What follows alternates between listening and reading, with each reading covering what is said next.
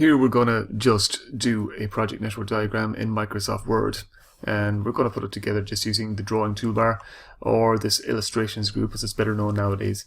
And the first thing we need to do is, I think we best put using this new drawing canvas at the bottom of the shapes menu.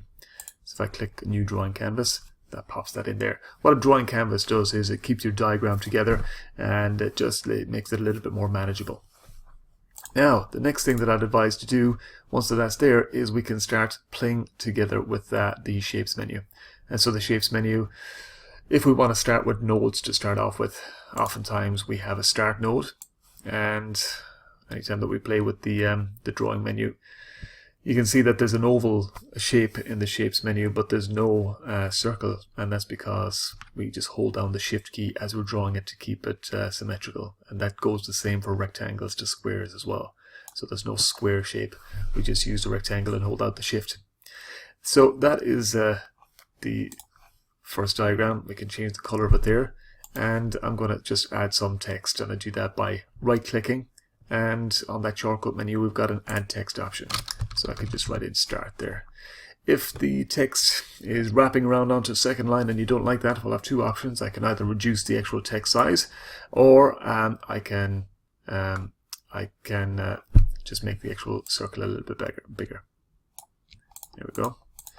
There's lots of other different alignment options in there across this whole format tab that comes along with the drawing toolbar. Let's just go on to another node, and I'll set up a basic node and talk about just grouping and copying and pasting from there as well. So to set up another node, and I'm going to start with just a first node that might be labeled A on a project network diagram. So I can just bring that down, and I will empty it out in color, although you can choose whatever color suits. And then I want to put in the text A. So add text A, and we might want to grow that text a little bit bigger. And usually with my project network diagram that you'll see in another tutorial, I often have the actual task code on it, like ABC, but I also put in the actual duration. Not that that's necessary for a project network diagram, but it just makes it a lot easier. So for adding the duration, really we want to add in a text box, which is really a subscript, but I just like to keep it a good bit away from the actual text inside there. So draw a reasonably sized text box, just enough to put in the subscript and whatever the duration of that task can be. So I can just write in a 5 there, and probably it's a good idea we can just drop down this shape styles, and we can just make that that square a little bit transparent, and then we can just move it into place. Just a tip for moving things into place, if I want to click and drag I can do that, but if I just select an object and I just use the arrows on my keyboard, it just can fine tune it, just putting it in by a thou each time. And I will also try and just grow that text a little bit. I'll flick back to the home tab there, and again I can see I'm kind of running out of room with this square. Make it a little bit bigger. Now I'm pleased enough with that. Just want to get this exactly right, because what I'm going to do next is I am going to copy and paste this task. And before I copy and paste it, it's a good idea to actually select both of those different objects. And the two objects I'm talking about there are the actual circle shape, which is the task, and also the square text box that the number 5 is in. And to select both of those, I need to click and drag across all of the corners of those two different shapes. And what I want to do before I start copying and pasting is I just want to group those two different shapes together, and that just makes them act like one shape. I can always ungroup them later, but just it means that they're less likely to move out of position if I happen to inadvertently click the small text box and move it away from the big one. It just keeps everything a lot tidier.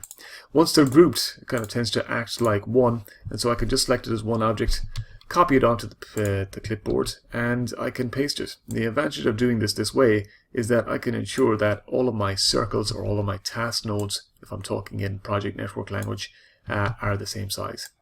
So I can roll out as many different project nodes as I want. They will all be the same color, whatever styling I've added to it in terms of text size and shape color and all of those different types of things. They will automatically be exactly the same, and it gives that sense of uniformity across the whole project network diagram. Now, a few other different tips here as well is alignment or spacing. So I can see these 4 top nodes across the top before I start kind of relabeling them, just to align them out so that they're spread out more evenly. Although I haven't done too bad a job, but I can select them all and then go up here to the Align button. Drop down there, we've got lots of different ideas here of how to align different things. And one of the things I'd like to do with this one is just to distribute horizontally. That means that it just equals all of the space between all of those different objects there. And there's lots of other different align tools there in the format align that we can use. It's just a quick way to tidy up our diagram. Now, about going in here to each of these different nodes, well, I can actually just click into each of the different parts. I don't have to ungroup them to do this. I can just click in and relabel all of the different parts, just whatever numbers that I see fit. And whatever letters I see fit as well. And I can roll that. That will give me great flexibility in just producing this project network diagram with all of the different nodes that I want. Obviously I can just keep going there. It doesn't really matter how many different nodes I have. You'll eventually run out of space if I've got my page in portrait mode like I have it at the moment. You've always got the option to change your document into landscape mode, or you can make the actual page bigger if you don't intend to print it out on an A4 page. Lastly then, we want to talk and find just arrows. So just going over to the actual arrow menu there in the Insert Shapes menu. Once I start drawing on arrows here, I can actually click from one of these nodes onto the other. You can see every time that I go near any of these different shapes, when it comes to the circles, I've got 8 different points that I can actually go onto. With each of those as well, I can actually choose some different kind of shape options there if I want to make them a little bit thicker and so on. And each one of those I can actually, if I do a lot of styling to them, I can always copy and paste and move them into position and then drag them down there. That will bring the styling with them. So it really depends to make that worthwhile. If I've got a lot of styling done and if I've changed the actual different arrowheads and so on, it might make sense to do that. You can see there I'm dropping these in, but I'm not actually dragging them to the nodes. Dragging them to the nodes is probably an advantage if I can, because I'll show you in a moment, once I actually attach them to the actual little circular nodes or anchor points on the edge of the shapes, it doesn't really matter then if I actually pull these out of shape, the actual arrows will come with them.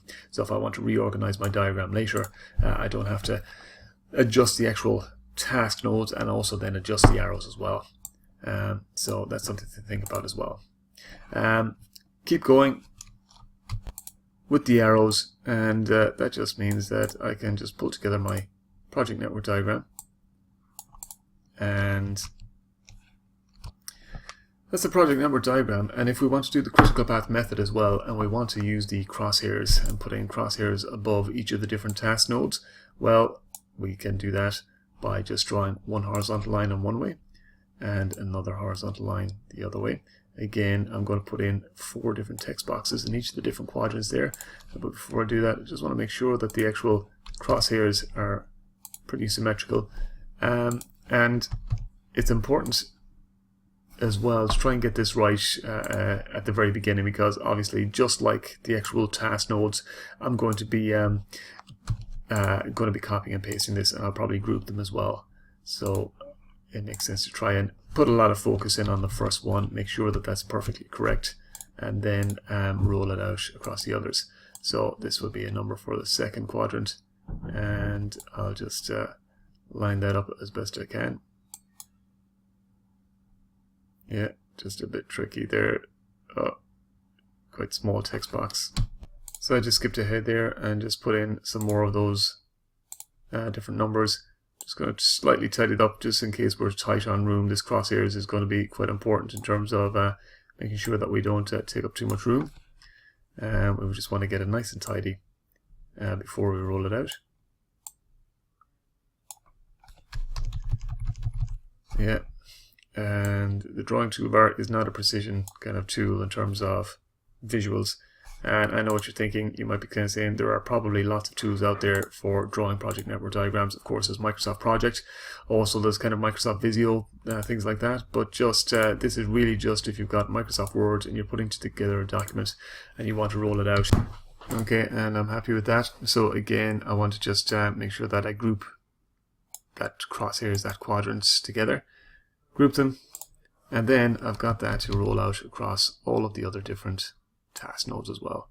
So I can put one there, and obviously I can go back then and change the numbers in different quadrants depending on whatever the first start, early finish, late start, late finish numbers are. Okay, so that's an overview how to put together a project network diagram and critical path method numbers, early start, early finish, late start, late finish, and roll it out across Microsoft Word. Thanks.